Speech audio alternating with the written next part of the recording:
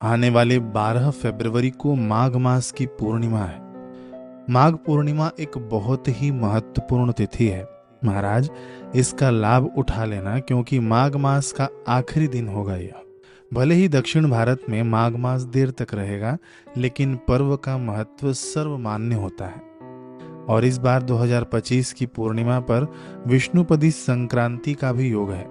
विष्णुपदी संक्रांति में हम जो भी सत्कर्म करेंगे वह सब 86,000 गुना पुण्यदायी फलदायी होगा। जी हाँ, आप जो भी जप तप दान पुण्य सेवा साधना करेंगे, भगवान का नाम लेंगे, वह सब 86,000 गुना आपको पुण्यदायक होकर वापस मिलेगा।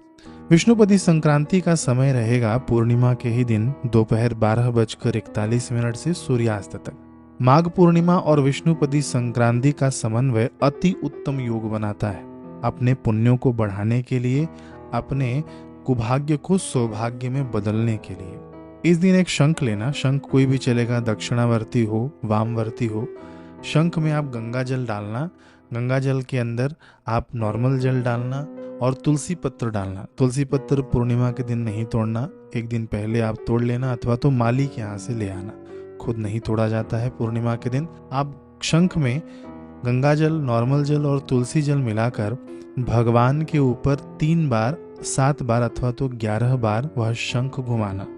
अब आपके पास फोटो हो भगवान की तो उसके ऊपर कर सकते हैं, भगवान की मूर्ति हो तो उसके ऊपर भी आप कर सकते हैं। आपको शंख का जल भगवान के सिर पर घुमाना है 3, 7 अथवा तो 11 बार। और वह जल आप अपने घर की दीवारों पर छांट देना। जो भी आपके घर में व्यक्ति रहते हो उनके ऊपर भी छांट देना। इससे आपके घर में बरकत बढ़ेगी, नेगेटिविटी खत्म होगी। नारद पुराण में वर्णन है कि माघी पूर्णिमा के दिन तिल, सूती कपड़े, कंबल, रत्न, पगड़ी, जूते आदि अपने वैभव के अनुसार, यानी आपका जितना भी सामर्थ्य हो उसके अनुसार आपको दान करना चाहिए। इससे स्वर्ग लोक के सुख की प्राप्ति कहाँ है। जो इस दिन भगवान शंकर की विधि पूर्वक पूजा करता है वह अश्वमेध यज्ञ का फल पाकर विष्णु जी के लोक में प्रतिष्ठित होता है। ये नारद पुराण की बात मैं आपको बता रहा हूँ। तो शिव जी का विधि विधान से पूजन यदि आपको आता हो तो कर लेना, नहीं आता हो ना तो पंचाक्षर मंत्र का जप करते हुए भगवान शिव जी के ऊपर 1 लोटा जल की धार अर्पित कर देना। ओम नमः शिवाय, नमः शिवाय, नमः शिवाय, ओम नमः शिवाय करते हुए भगवान शिव जी के ऊपर 1 लोटा जल अर्पित कर देना। उसके बाद कच्चे दूध का 1 लोटा जल अर्पित कर देना। ठीक है, इतना समझ गए। तो इससे भगवान शिव जी, भगवान आशुतोष अत्यंत संतुष्ट माने गए हैं। और ये माघी पूर्णिमा के दिन आपको जरूर करना है। जो आप भगवान शिव जी को जल अर्पित करना ना, हो सके तो उसके अंदर आप गंगा जल मिला देना। गंगा जल नहीं भी मिले ना तो शिव जी हमारे भोले बाबा हैं, ऐसे ही आप जल अर्पित कर देना, आपको पुण्य लाभ अवश्य होगा अश्वमेध यज्ञ का। अब सबसे मुख्य बात है कि आपको इस दिन सूर्योदय से पहले स्नान कर लेना है। अद्भुत पुण्यों की प्राप्ति होती है। स्नान के समय बाल्टी में गंगा जल डालना अथवा तो काला तिल डाल देना और डालकर स्नान करना।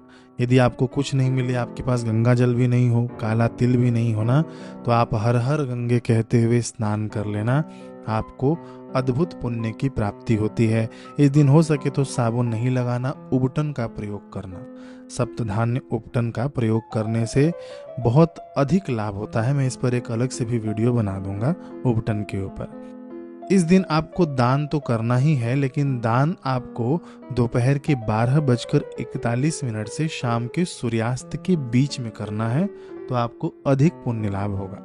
ठीक है। संक्रांति में जो भी हम लोग हव्य कव्य देते हैं, हव्य यानी हवन, हम लोग जो भी देवताओं के लिए हवन करते हैं ना, कव्य यानी जो पितरों के निमित्त हम लोग दान पुण्य करते हैं, वह सूर्य नारायण हमको कई जन्मों तक वापस करते रहते हैं। वो इस दिन हम जो भी दान पुण्य करेंगे, भगवान सूर्य हमको कई जन्मों तक वापस करेंगे।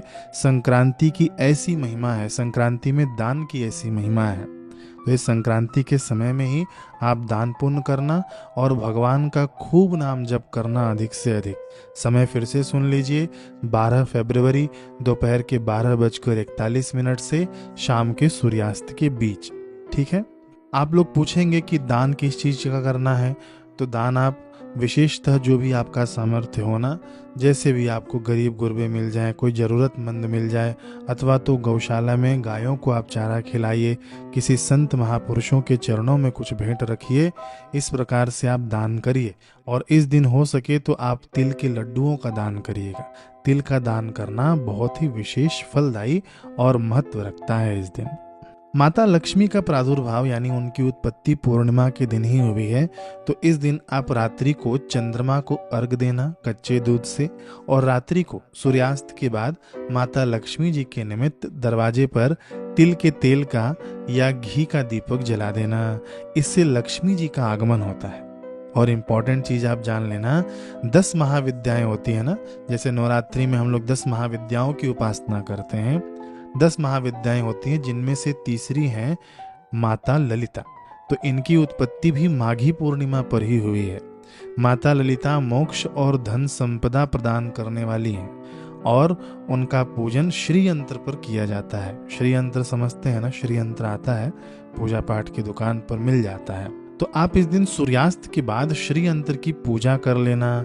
यदि श्री यंत्र नहीं हो तो माता पार्वती जी का ही आप पूजन कर लेना। पार्वती जी का पूजन कैसे करें? धूप दीप तिलक पुष्प भोग आदि लगाकर, ठीक है। और आपको मुख्य रूप से श्रीम इस मंत्र की एक माला जप करनी है। श्रीम हो सके तो रुद्राक्ष की माला पर जप करें, अथवा तो कोई भी माला चल जाएगी। मानसिक रूप से भी आप जप कर लेना, 108 बार चलेगा। मंत्र रहेगा श्रीम। धन संपदा स्थायी होने में ये साधना आपकी मदद करेगी। अब आखिरी बात, माघ मास की पूर्णिमा पर सत्यनारायण भगवान की पूजा का विशेष महत्व बताया गया है। इसलिए आप इस दिन सत्यनारायण भगवान की पूजा भी कर सकते हैं। सत्यनारायण भगवान की पूजा का विधान हमारे पुराणों में वर्णन है। ये कोई काल्पनिक पूजा नहीं है। मैं सत्यनारायण भगवान के पूजन का संपूर्ण सरल विधि विधान से कैसे पूजन किया जाता है इसी चैनल पर अपलोड कर दूंगा 1 या 2 दिन में, ठीक है। आप लोग इस वीडियो के माध्यम से बड़ी ही सरलता से पूजन कर सकते हैं। इस वीडियो में अब इतना ही। बाकी इस वीडियो को आप शेयर कर देना ताकि दूसरों को भी लाभ मिले, और दोबारा मिलना होगा तो सब्सक्राइब करके जाइएगा। हरे कृष्ण।